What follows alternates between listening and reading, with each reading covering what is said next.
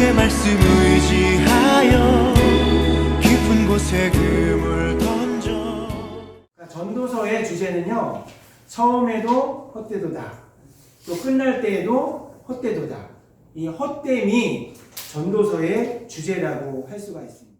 헛되다라는 것을 히브리어 원문 성경에 보면요, 헤벨이라고 나와 있습니다. 따라해 보겠습니다. 헤벨. 이 헤벨이라는 뜻은 이 존재했다가 금방 사라지는 것이라는 뜻입니다. 이 헤벨이라는 표현을 전도자는 이 전도서를 시작할 때도 엄청 강조했고, 전도서를 마치는 지금에서도 계속해서 반복적으로 강조하고 있다는 것입니다. 솔로몬이 해 아래에서 이루어지는 모든 것들을 관찰해 봤더니 모든 것들이 존재하는 것 같았지만 금방 사라지는 헤벨이었다라고 결론을 내렸던 것이죠. 우리 인생도 마찬가지인 것이죠. 우리 인생도 이 땅에서 1000년, 만년 살 것 같지만 그렇지 않다라는 것을 전도자 솔로몬이 발견을 했던 것입니다. 그래서 우리 인생이라는 것은 금방 존재했다가 사라진다라는 이 전도자 솔로몬의 결론을 우리가 받아들일 필요가 있습니다. 그리고 또 이 헛되다라는 표현은요, 예측이 불가능하다라는 표현이라고 할 수가 있습니다. 예측이 불가능하다라는 것을 불가사의라고 하죠. 불가, 가능하지 않다라는 거예요. 사의, 생각하고 의논하는 것이 불가하다라는 불가사의. 이 헤벨이라는 뜻이 불가사의라는 뜻입니다. 또 영어로는 미스터리. 근데 제가요, 이 미스터리를 이렇게 요약을 하다가 한참 동안 혼자 웃었어요. 저도 미스터리잖아요. 네, 미스터리. 자, 헤벨. 금방 있다가 사라지고 무엇인지 있는 것 같지만 다 알 수 없는 것. 이것이 인생이요, 이것이 세상이라는 이 결론. 인생은 헤벨이다. 빨리 사라지니 최대한 우리 인생을 기쁘고 즐겁게 살아라. 단 경박하게 살지 말고 창조자가 계산하시니 창조자 앞에서 최대한 기쁘고 즐겁게 살려고 노력해라. 하루하루를 소중하게 생각하고 선택과 집중을 통해서 가장 선한 것을 선택해 가라는 그런 교훈을 우리가 받았습니다. 다시 한번 정리하시기 바랍니다. 우리 인생에서 가장 소중한 세 가지 금, 그래서 인생 상금이라고 하는데요, 첫 번째는 황금이에요. 여러분, 황금 없으면 살 수가 없죠. 근데 여러분 표정이요, 목사님 저는 돈 없어도 살 수가 있습니다, 이런 표정이에요. 여러분, 돈 없으면 살 수가 없죠. 황금 굉장히 필요하고 소중한 겁니다. 또 소금 없으면 살 수가 없죠. 예, 요즘엔 뭐 짜게 먹지 말라 이러는데요, 그래도요 소금이 필요합니다. 소금 없으면 우리가 살 수가 없어요. 그 다음에 마지막으로 지금이 가장 소중하다. 그래서 황금보다 소중한 게 소금이고 소금보다 소중한 게 지금이다, 이런 말이 있더라고요. 바로 지금, 여기, 이것이 굉장히 소중한데요, 이 소중한 지금 가장 선한 것을 선택하고 집중한다. 행복은 선택이다. 그래서요, 행복은요 찾아오는 것이 아니라 여러분이 선택하는 거예요. 지금 여기에서 가장 선한 것이 무엇인지 집중하고 선택을 해나갈 때에 우리에게 하나님이 허락하시는 행복이 찾아올 줄 믿습니다. 그래서요, 어떤 남편이 이 좋은 말씀, 인생 상금, 이 황금, 소금, 지금 굉장히 좋잖아요. 그래서 아내한테 문자를 보냈어요. 여보, 인생에서 없어서는 안 될 가장 소중한 상금이 있대요. 뭔지 아세요? 황금과 소금과 지금이래요. 그 중에서도 지금이 가장 소중하대요. 이렇게 문자를 보냈더니 바로 아내한테 문자가 단문이 왔다고 합니다. 이런 단문이래요. 현금, 지금, 입금. 네, 뭐 지금 그런 거 필요 없다는 거예요. 우리 아내는 황금이 가장 소중하다는 거죠. 그래서 현금을 지금 바로 입금하는 것이 나의 인생 상금이다. 그랬더니 남편이 이렇게 어깨가 쭉 늘어져서 지금 쬐끔 입금했어요. 이렇게 보냈다는 그런 말씀입니다. 두 번째는요, 이 세상은 알 수 없는 것, 투성이라는 것을 또 우리가 계속해서 반복적으로 전도서를 통해서 배웠죠. 알 수 없는 것, 특별히 미래를 우리는 알 수가 없습니다. 그런데 알 수 없는 미래를 알려고 하는 것 때문에 우리가 여러 가지 감정들이 들어요. 특히 걱정, 근심, 염려, 두려움. 이거는 다 미래에 대한 감정들이거든요. 하나님께서는요, 미래를 알 수 없도록 만들어 두셨어요. 미래는 철저하게 감추어둔 신비로운 영역이기에 그 미래에 대해서 너무 그 미래를 생각하고 그것을 현재로 끄집어 와서 그것에 대한 집착 때문에 이 현재를 망치지 말라라는 메시지를 수도 없이 반복해서 우리가 전도서를 통해서 들었습니다. 그러나 아직도 우리는 걱정하고 근심하죠. 염려하고 두려워하죠. 이게 습관이 안 돼서 그래요. 반대로요, 과거에 또 집착함으로 현재를 망쳐버리는 경우가 있어요. 여러분, 과거는 지나간 과거잖아요. 그렇죠? 우리가 갈 수 없는 시간이에요. 그런데 우리는 이 지나간 과거를 분석하느라고 현재를 또 망쳐버리는 경우가 있다는 것이죠. 우리가 자주 하는 말이 있죠. 뭔가 안 좋은 일이 생기면 왜 그랬어? 그 다음에 또 하는 말 있죠. 누가 그랬어? 오늘도요, 이게 아침에 사모님이랑 저는 일찍 오거든요. 일찍 오는데 얘기해도 되는지 모르겠어요. 이 설거지를 하다가 이게 통을 정리하다가 이 싱크대에 뭐 이렇게 큰 통을 넣어놨는데 넣어놓고 이제 우리 설거지 둘이 하거든요. 이렇게 하면서 하는데 갑자기 저기 주방 바닥에 물이 흥건한 거예요. 물이 이렇게 가득 찼어요. 찰랑찰랑 거리는 거예요.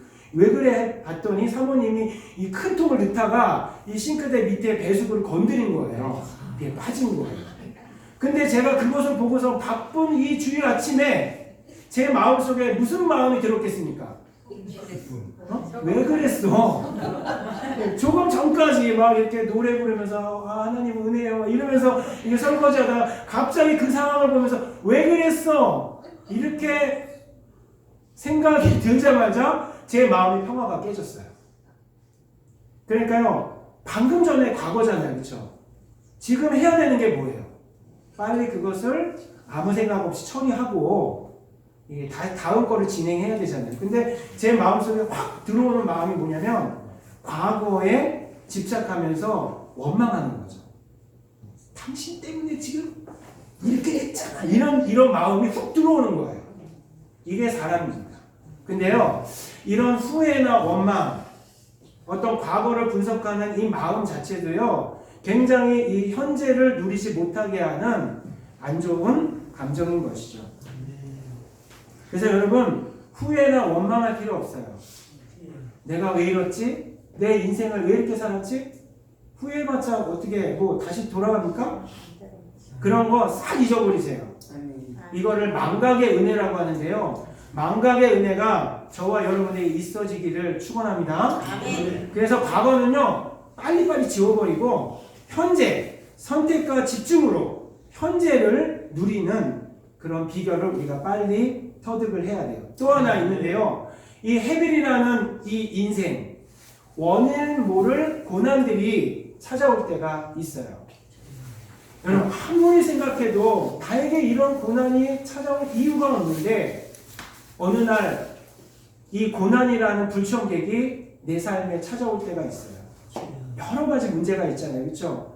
욥기가 이런 것들을 잘 정리해 주었는데 하루아침에 재산이 없어지고 또 자녀를 잃고 또 건강을 잃고 친구도 떠나고 남편과 아내 사이에 관계 문제가 생기고 이런 여러 가지 인생의 복잡한 문제들이 원인 모를 고난들이 우리에게 찾아올 때가 있다는 것이죠.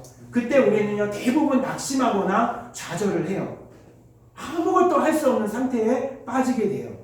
하지만 전도서는 그럼에도 불구하고 이런 원인 모를 고난이 온다 할지라도 낙심하거나 자정을 하지 말고, 그럼에도 불구하고 하나님께서 현재 속에 감추어 두신 행복을 찾아 누리라, 선물을 찾아 누리라라고 우리에게 교훈해 주셨던 것을 볼 수가 있습니다. 네. 자, 오늘 전도서를 총 정리했는데 어떻게 한눈에 확 들어오세요? 네. 헤벨이다.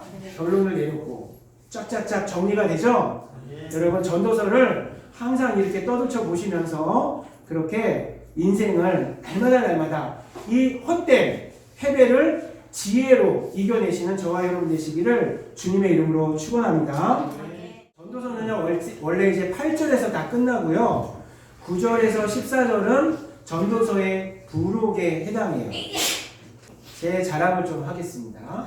이게 제가 쓴 책인데요. 이 책 보시면요, 이렇게 표지가 있어요. 표지를 이렇게 떠들쳐 본 그 장면인데요. 빨간색 테두리가 뭐냐면 표지의 날개 부분인데, 이 날개 부분에 뭐를 썼게요?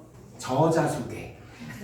네, 그래서 저자 소개를 쓰고요. 그 밑에 또 뭐를 썼게요?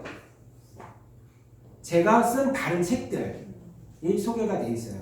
자, 전도서 12장 9절에서 14절은요, 바로 요거랑 똑같은 형식이에요. 자, 9절을 한번 보겠습니다. 9절, 전도자는 모여서 지혜자. 그러니까 솔로몬은 뭐다? 지혜자다. 지혜자인데 이 지혜자는 어떤 지혜자냐?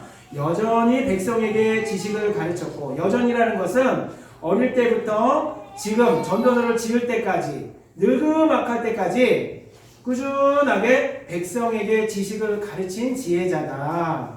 또 이 전도서를 지을 때는 그냥 지은 것이 아니라 깊이 생각하고 연구해서 지었다. 깊이 생각하고 연구했다라는 것은요, 책을 쓸 때에 그냥 쓰지 않았다는 거예요.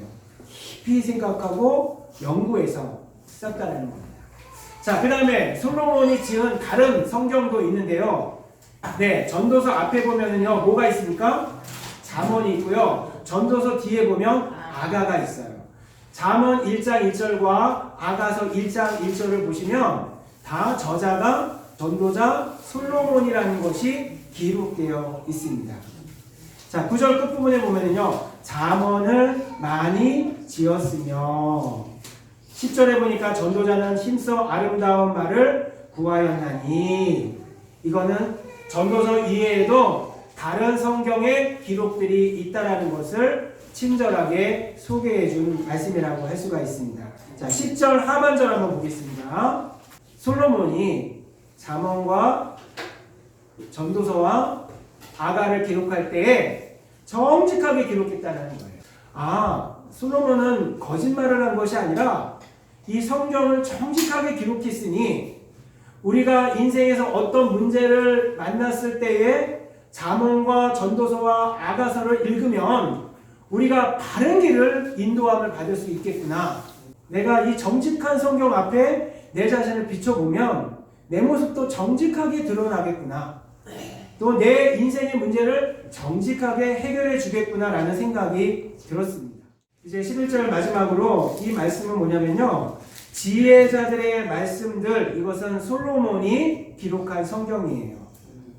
지혜자들의 말씀들은 찌르는 채찍 같고 또 잘 박힌 못 같다. 이거는요, 이 고대 근동의 목자들이 사용했던 두 가지 물건을 기록한 거예요. 네, 근데 요 막대기 끝에요, 이렇게 뾰족한 것을 달아놓는다고 해요. 그래서 양들이 잘못 가잖아요. 그럼 이렇게 툭 찌르는 거예요. 예, 솔로몬이 지은 잠언, 전도서, 아가서, 이런 지혜서의 말씀은 바로 우리들이 잘못된 길을 갈 때에 우리를 바른 길로 인도해주는 내비게이션 역할을 하는 것이다 라고 이 부록으로 이제 설명을 해 놓은 거예요. 중요한 한 가지 사실이 더 있는데요. 자, 이 전도서는 어디로부터 나온 것인가? 11절 끝부분 한번 보세요. 한 목자가 주신 바이니라. 여기서 한 목자는 누구일까요? 하나님이십니다. 하나님으로부터 나온 말씀입니다. 그러니까 전도자가요, 솔로몬이 해 아래의 인생과 세상을 자기 나름대로 관찰해서 헤벨이라고 결론을 내리고 또 이렇게 살아라 그렇게 교훈한 것이 아니라요, 이 전도서는 한 목자 하나님으로부터 영감을 받아서 이 세상을 해석하고 인생을 해석하고 그에 대한 처방을 내린 성경이라고 우리가 결론을 내릴 수가 있는 것입니다. 여러분 전도서 신뢰하시고 전도서를 통해서 인생 관찰 보고서 통해서 여러분 인생의 내비게이션으로 삼으셔서 성공하는 인생 사시기를 주님의 이름으로 축원합니다.